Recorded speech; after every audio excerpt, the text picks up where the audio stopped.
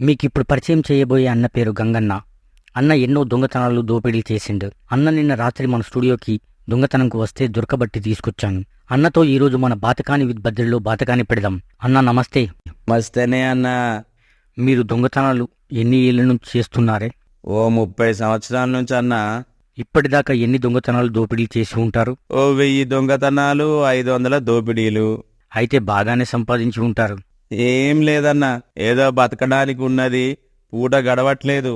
సంపాదించిందంతా తాగి తందనాలాడి కడగనాకేశారా ఏంటి? లేదన్నా, సంపాదించిన దాంట్లో నుంచి ట్యాక్స్ కట్టాలి కదా. ట్యాక్సా? ఎవరికి? గవర్నమెంట్కా? లేదన్నా, పోలీసులకి, రాజకీయ నాయకులకి. ట్యాక్స్ కట్టకుండా మీరు దొంగతనం చేయలేరన్నమాట. అవునన్నా, అంతే.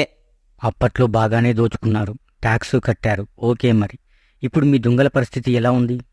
ఏం చెప్పాలన్నా, చెప్పుకుంటే సిగ్గుపోతుంది. చాలా ఘోరంగా ఉన్నది. డబ్బులు ఊరికే రావు కదన్నా. ఎందుకన్నా? అప్పట్లో డబ్బులు జేబుల్లో లేదా ఇంట్లో పెట్టుకునేటోళ్ళు. మాకు జేబులు కొడితేనే ఒక్కొక్క రోజు 2000 నుంచి 3000 వరకు దొరికేవి. లక్కు బాగున్న రోజైతే 10 నుంచి 20,000 వరకు దొరికేవి. మాకు రాత్రి పగలు పని ఉండేది. మా ఇల్లులు ఎప్పుడూ కలకల్లాడుతుండేవి. మరి ఇప్పుడు? ఇప్పుడు ఒక్క పూట కూడా పని సరిగ్గా ఉండట్లేదు. బద్ధకం పెరిగిపోయిందా ఏంటి? లేదన్నా, అప్పుడు ఎంత కష్టపడ్డామో ఇప్పుడు అంతకంటే ఎక్కువనే కష్టపడుతున్నాం. డబ్బులు ఊరికే రావు కదన్నా. మరి ఏంటి ప్రాబ్లం? అప్పట్లో మనుషులు రాత్రి 7-8 గంటలకు పడుకునేవాళ్ళు. మాకు దొంగతనం చేయడం చాలా ఈజీగా ఉండేది.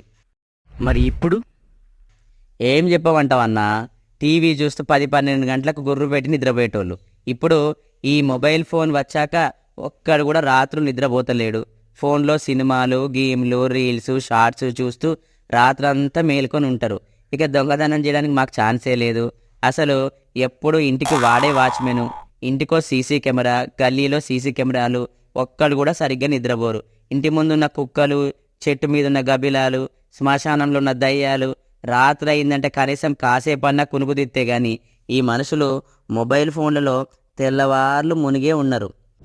ఇంకా మాకు దొంగతనం చేయడానికి ఛాన్స్ ఎక్కడిది? 2-3 గంటల మధ్య దొంగతనం చేయడానికి ట్రై చేద్దామంటే 4 AM బిర్యానీలు తిందామని పుట్టల నుంచి పావులన్నీ బయటికి వచ్చి పాలు తాగినట్లు 4 గంటలకు కాల్వల్లో కప్పల్లాగా ఆకలి ఆకలిని అరుచుకుంటూ దయ్యాల్లాగా దమ్ బిర్యానీలు తింటారు. రోడ్ల మీద ఎటు చూసిన వాళ్ళే. పొరపాటున మేము దొంగతనం చేసి దొరికితే మమ్మల్ని మ్యాన్ 65 చేసుకొని తింటారు. చెప్పన్నా, ఇంకా మేము ఎప్పుడు దొంగతనాలు చేయాలి?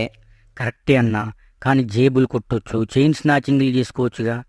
ఏం మాట్లాడుతున్నావు అన్నా? జేబులు కొడితే అప్పట్లో ఫుల్ పైసలు దొరికేవి. మరి ఇప్పుడు ప్లాస్టిక్ కార్డులు, పర్సులలో అన్ని డెబిట్ కార్డులు, క్రెడిట్ కార్డులు, మెట్రో కార్డులు, ఆ కార్డులు ఈ కార్డులు దొరుకుతాయి. పోనీ ఆడోళ్ళ బ్యాగులు కొట్టేస్తే ఏమైనా పైసలు దొరుకుతాయేమో మనం ట్రై చేస్తే వాళ్ళ బ్యాగులలో అన్ని మేకప్ సామాన్లు ఉంటాయి తప్ప ఏం దొరుకుతాయి. ₹1 ఉండదు. చైన్ స్నాచింగ్లు చేద్దామని ఆడోళ్ళ మెడలల్లో అన్ని గిల్టీ నగలే ఉంటాయి. లేదా 1 గ్రామ్ గోల్డ్ చైన్లు. అసలు బంగారం దొరకడమే లేదు. డబ్బులు ఊరికే రావు కదన్నా. మరి ఇప్పుడు ఏం చేద్దామంటావు అన్నా? ఏం లేదన్నా, మన ముఖ్యమంత్రి రేవంత్ రెడ్డి గారికి దొంగల తరపున ఒక రిక్వెస్ట్. ఈ మొబైల్ ఫోన్లన్నీ బ్యాన్ చేయాలి. మాకు నెలకు ₹5,000 పెన్షన్ ఇవ్వాలి.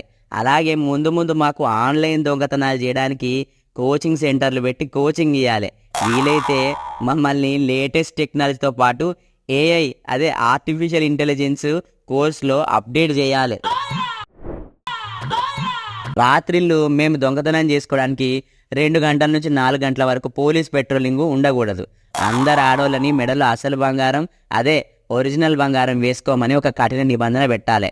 పొరపాటున దొరికిన దొంగలకి జైల్లో chilli chicken, dum biryani, chicken 65, ఒక ఫుల్ బాటిల్ మంది ఇవ్వాలి. దయచేసి మన ముఖ్యమంత్రి గారు ఇవన్నీ ఒక రైతు బంధులాగా దొంగల బంధు అని ఒక స్కీమ్ పెట్టి మాకు సహాయపడతారని, పడాలని మా దొంగల తరపున ఆయనకు విజ్ఞప్తి చేస్తున్నాను. డబ్బులు ఊరికే రావు కదన్నా. అన్నా, నాది ఒక చివరి ప్రశ్న. దొంగతనం చేయాలంటే ధైర్యం కావాలి కదా, అంత ధైర్యం మీకు ఎలా వస్తుంది? 90 ml వేస్తే ధైర్యానికి ధైర్యం వస్తుంది. మళ్ళీ నెక్స్ట్ వీక్ ఇంకో గెస్ట్ తో మరిన్ని మంచి విషయాలతో కలుద్దాం. దయచేసి మా ఛానల్ ని లైక్ చేయండి, షేర్ చేయండి, సబ్స్క్రైబ్ చేయడం మాత్రం మర్చిపోకండి. మీ బద్రి.